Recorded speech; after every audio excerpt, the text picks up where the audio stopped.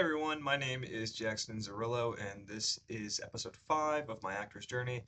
And I apologize for not uploading on Monday. It slipped my mind 2 days in a row, but I want you guys to give me a little bit of slack here because I ended up booking my first role and doing my first role. Actually, I booked my first role a little while ago. It hasn't been done yet, but I did my first role um, Sunday, I think. Yeah, Sunday night. And it's a very small role, very subtle, and it's for voice acting, which I never would have guessed that I was a part of.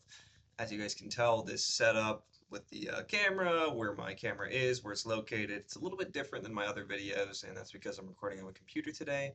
And the reason why is I wanted to show you guys what exactly got me the role, what was I required to do, stuff like that. So if anybody has any similar circumstances that they're in right now, maybe this is a good guiding video to help you guys out. And so that's all that we have for today in terms of new stuff. But before we get into that, let's talk about the stuff I've been doing just in general. So, same as usual, I've been trying to increase my physical health by either losing weight or trying to look better, make my complexion better.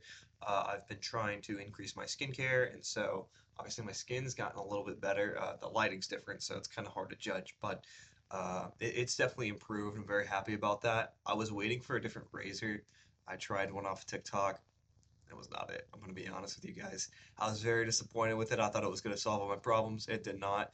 So I just went back to my old razor and I kind of changed the way I was shaving, and it ended up working pretty well. So now my razor burn's definitely significantly improved. It's not like completely gone. I wish it was. But it's definitely gotten a lot better. So I'm very happy with that. My flexibility has improved a lot, and my mobility in just terms of like what I'm able to do with joints, what I'm able to do with calisthenics, that sort of thing has improved a lot. So, have made pretty good strides with my physical health and my complexion and my looks. So I've been very happy about that. So, what about the acting portion? Well, I've been applying to a couple of different roles. I've gotten actually a few scripts that I wouldn't mind sharing with you guys, but I just don't want to get in trouble with the directors, so I'm keeping it off. But I have gotten a few for auditions and callbacks, so I'm very excited about that. And maybe we'll have something in the future where I can tell you guys about me booking multiple roles in the same day, or me going to go on set, which we do have a set and film date for the one I am booked for. That'll be June 6th and June 8th. Excuse me, June 6th to June 8th. So I'm very excited for that. That'll be my first time on set with a speaking role. I was already on set before, um, but it was as an extra, so this is going to be a little bit different. And yeah, so when it comes to acting stuff, same thing. I've just been applying to stuff off Facebook, off of like local acting groups. So in Florida for me, I've been actually, there is something new. There's this website that I've been using, and this is because I ended up just doing voice acting for the most recent thing I did, so I decided to take a look at it. There's this thing called castingcall.club. It's a website, completely free for you to sign up and put in all your stuff, no problem. Um, and I went ahead and I made an account on there, and it's just talking with people, submitting with certain projects that are open, and just seeing how I can get exposure through that website. And so I've been using that as well. So just to clarify real quick, Facebook, main thing for local projects, Actors Access. It's a little bit wider reach. I haven't gotten anything off of that. Everything I have gotten so far has been off of Facebook and Facebook groups. And then Casting Call Club, what I just said. And that's the newest thing I'm trying out. And that's definitely more for voice acting. Like you could tell it's made for that. Um, I think because the way that it works and it's really cool is that when you submit something, everybody, if you make it public, you can keep it private as well, so it's just you and the director. But if you make it public, and I do because I want to try and get as much feedback as possible, even if I'm horrible, right? Um, if you make it public, everybody can comment and upvote or recommend or whatever on the submissions that they read from you. And so I think that's a very cool feature, and I think it's very useful because you can get other people's feedback on your stuff. Granted, I haven't gotten any feedback yet, and I think it's just because some people don't really want to give feedback. I'm gonna check a little bit later whenever I get home from dinner today. But yeah, so very cool website. Definitely recommend anybody who's trying to get into voice acting or trying to expand their portfolio to check it out. Definitely very useful. And yeah, so okay, now that that's said, I will move to the part of the video where we'll go over what I did with the voice recordings and like what I had to give to the casting director in order to be cast for a certain role for voice acting. So we'll get to there now. All right, so real quick before we get into what I did for the sound recordings and how I submitted and got my first role for voice acting and how I did, this is what I was talking to you guys about with Casting Call Club. Very simple sort of website.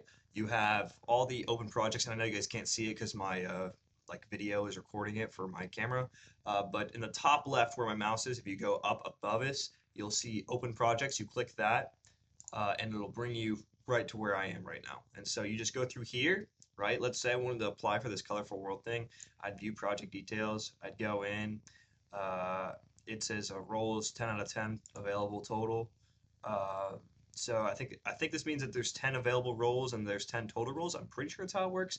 And you scroll down and you'll see the details about all the roles. So you have Mandy, 22-year-old college student. Cool. Dylan, 25-year-old college student. And it says like male, what voice description you need, other info. And then if you want to quick go to these roles, you have the roles on the left side right there. And so yeah, so very useful. And then you have your profile on the top right. You just click it. So here's my profile, right? Uh, this latest activity thing I think is irrelevant to me, but I have this.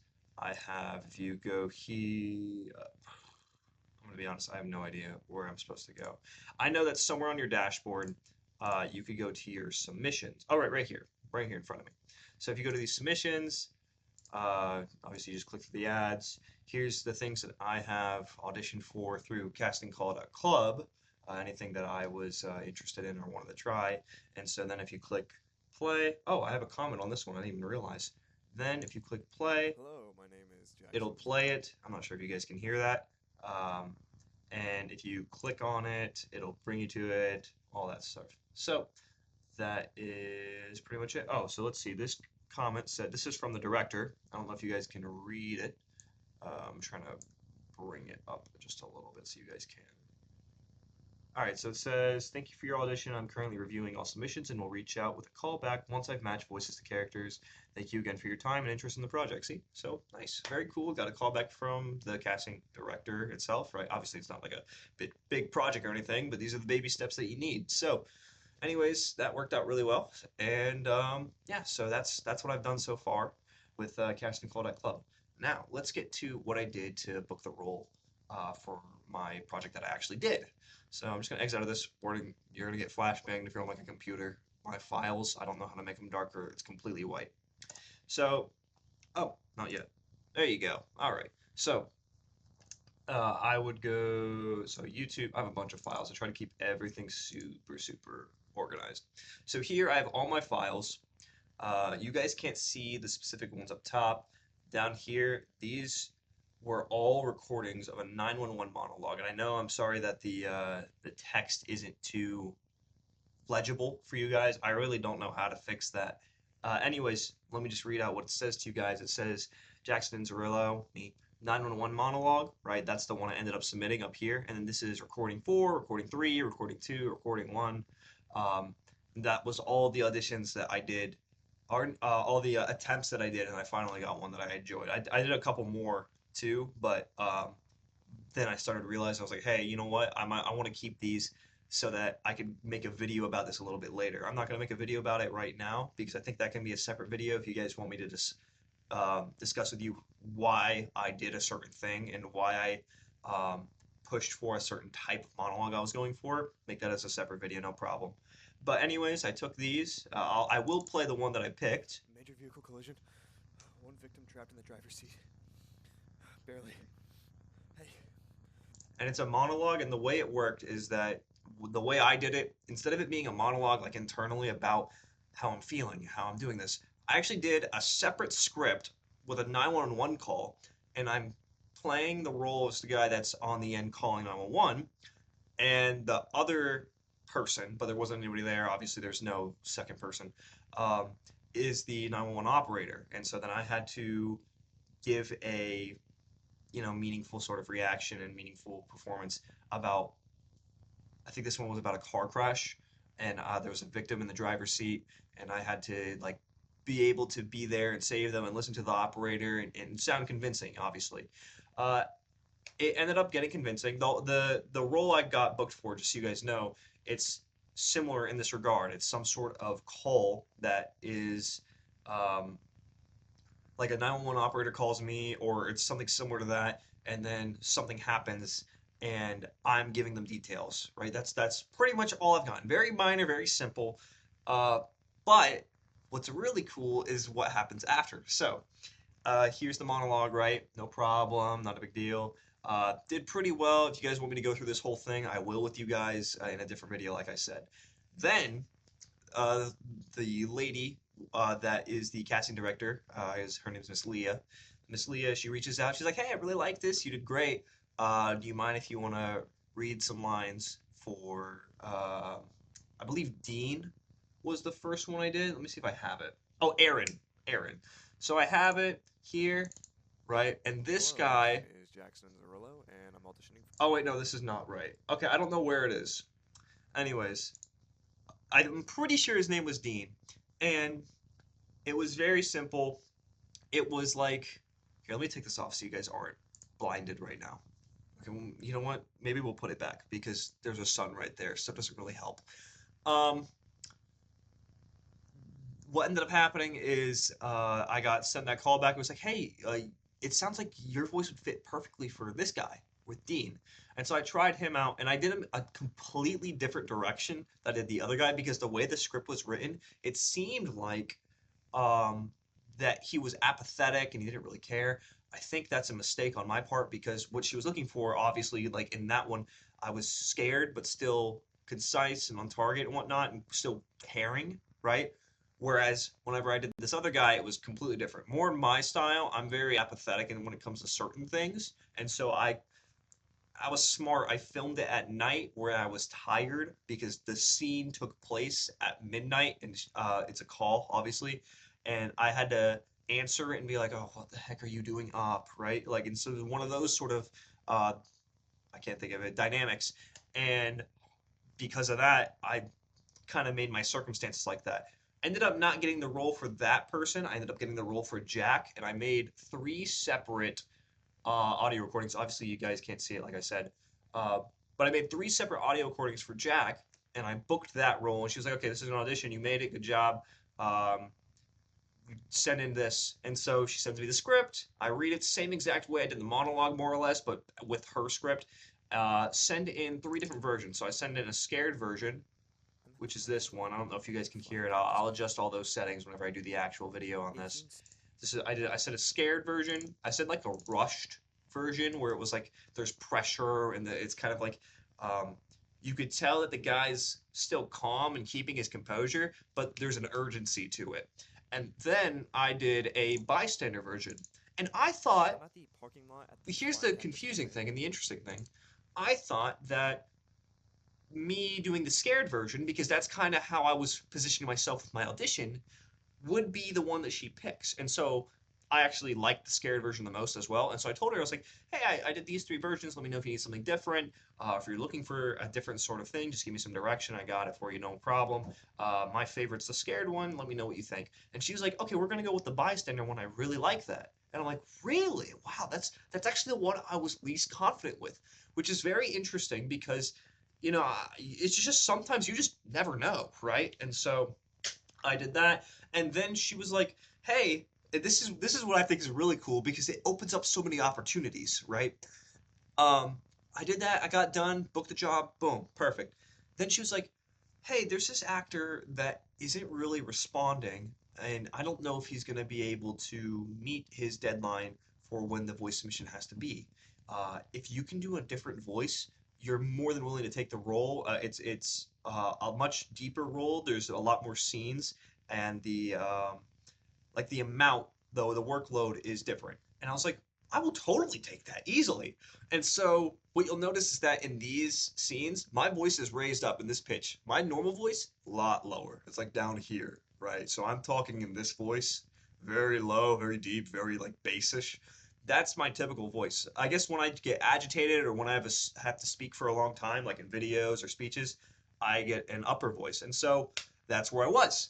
And so with this, I was like, oh, this is perfect. I'm talking up here. I just need to have a more relaxed and simple tone. Simple, not really simple, but you know what I mean. Bassish tone, lower the pitch. Trying to go back to my normal voice, and I'll be fine, no problem. And I was like, okay, great, do it. She's like, I love it. This is great. I'll let you know if he responds. If he does, obviously he was first, so no offense, I can't take you.